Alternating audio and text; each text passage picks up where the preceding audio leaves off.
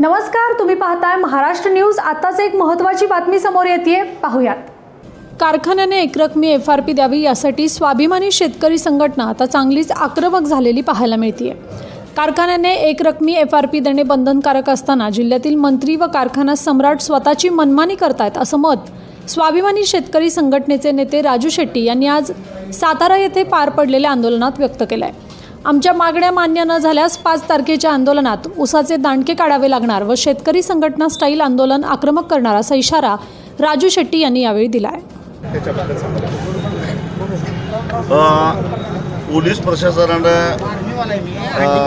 आज सातारा ते कराड हा जो मोर्चा होता तो लॉकडाऊन आणि आचारसंहिता या पार्श्वभूमीवर कायदा आणि सुव्यवस्थेच्या दृष्टिकोनातून आम्हाला अडचणीत तुम्हाला काढता येणार नाही अशा प्रकारची भूमिका घेतली।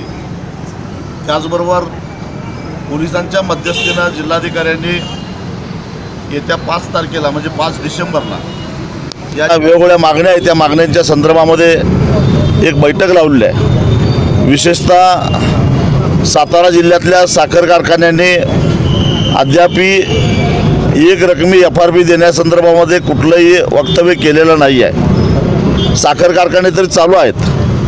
खरं तर यावर्षीच्या ऊस परिषदेमध्ये आम्ही थोडी सबुरीची भूमिका यासाठी घेतली, कारण कोरोनाच्या काळामध्ये जी दुधाची आंदोलनं आम्ही केली, मोर्चे काढले, त्या मोर्चामध्ये विशेषतः बारामतीचा जो 27 ऑगस्टचा मोर्चा झाला, त्या मोर्चाला आलेल्या 53 मोर्चेकरांना कोरोनाची बाधा झाली आणि त्यातले 3 मोर्चाला आलेले आमचे कार्यकर्ते आज दुर्दैवानं हयात नाहीत, या जगामध्ये नाही आहेत।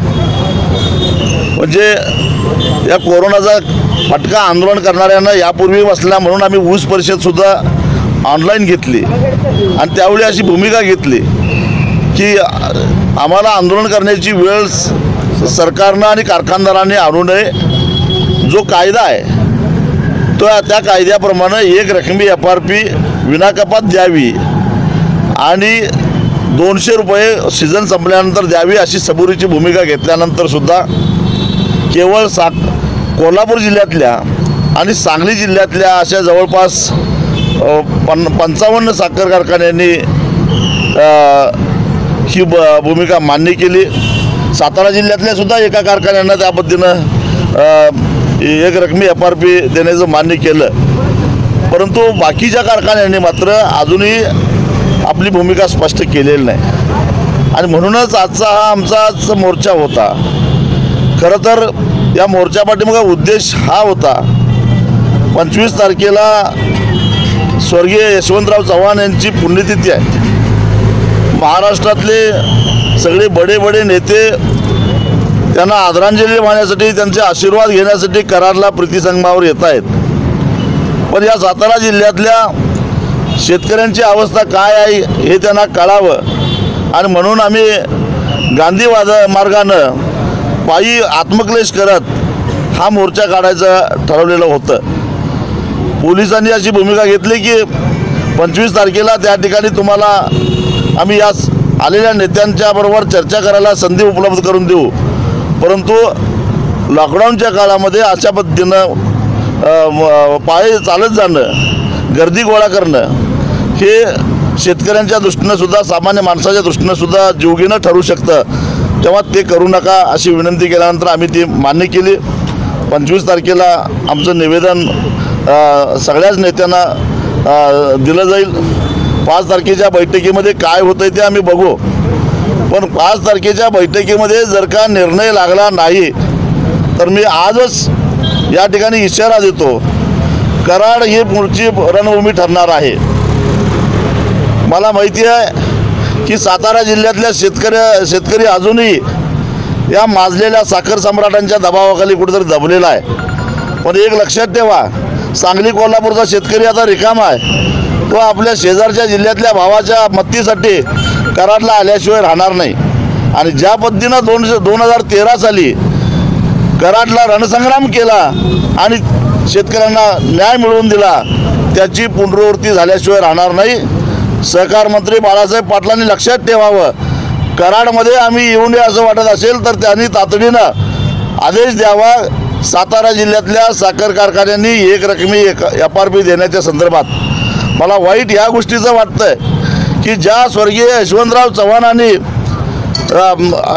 उजनीचं धरणाचं उद्घाटन केलं, त्या उद्घाटनाच्या भाषणाच्या वेळी म्हणाले होते की हे पांडुरंगा मला माफ कर, तुझ्या पायाशी लोळण घेणारी चंद्रभागा मी अडवली, पण हे कृत्य मी केवळ महाराष्ट्रातल्या दुष्काळानं भरपळणाऱ्या शेतकऱ्यांच्यासाठी हा अपराध मी केलेला आहे, हा अपराध पोटात घाल आणि मला माफ कर असं म्हणणारे यशवंतराव चव्हाण कुठं? आणि यशवंतराव चव्हाणांची पुण्यतिथी साजरी करणारे, स्वतःला वैचारिक वारसदार बनवणारे, आज शेतकऱ्याला काळी दिवाळी करायला लावणारे, दिवाळीमध्ये शेतकऱ्याला विसाची बिलं न देणारे, ही अवलाद कुठं? अशी परिस्थिती निर्माण झालेली आहे. आम्ही सुद्धा स्वर्गीय यशवंतराव चव्हाणांच्या समाधीवर जाऊ आणि यांना सुबुद्धी देण्याची प्रार्थना करू, पण यांना सुबुद्धी जर देणार नसेल तर मग मात्र आम्हाला उसाचं दांडकं हातात घ्यावं लागेल. 5 तारखेनंतरचा संग्राम हा अटळ आहे, हे साखर कारखानदारांनी लक्षात ठेवावं. तर शेतकऱ्यांच्या प्रश्नावरती साताऱ्यात जास्त प्रमाणामध्ये आंदोलन केली गेली, मात्र सोयाबीनचा प्रभाव हा जो आहे तो कमी झाल्याचं वाटतं तुम्हाला? कमी वगैरे काही झालेला नाही. मी सांगितलं हेच की बारामतीच्या मोर्चामध्ये माझे 2 तालुका प्रमुख आणि 1 प्रमुख कार्यकर्ता असे 3 कार्यकर्ते मयत झाले. त्यामुळं आम्ही एका बाजूला शेतकरी पिचला गेलेला आहे आणि दुसऱ्या बाजूला तो आजार जर का जीवघेणा आजार त्याच्या मागे लागला तर किमान 2-4 लाख रुपये खर्च होतात एका व्यक्तीच्या पाठीमागं. हे आज शेतकऱ्यांना सोसण्यासारखं नाही. पण तरीसुद्धा तुम्हाला जर का शेतकऱ्याची ताकद काय आहे बघायचं असेल तर कारखानदारांनाही मला सांगायचं आहे की तुम्ही 5 तारखेपर्यंत वाट बघा. 5 तारखेनंतर तुम्हाला खरा रणसंग्राम कराडमध्ये बघायला मिळेल.